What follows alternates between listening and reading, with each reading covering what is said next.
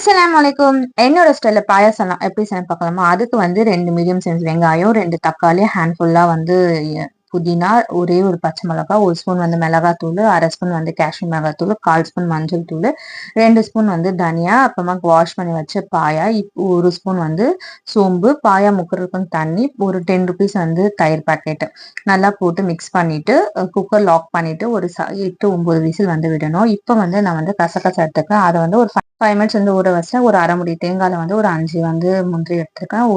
ஊற வச்ச கசகசா கொஞ்சமா தண்ணி விட்டு நல்லா பேஸ்ட் அரைச்சிக்கணும்.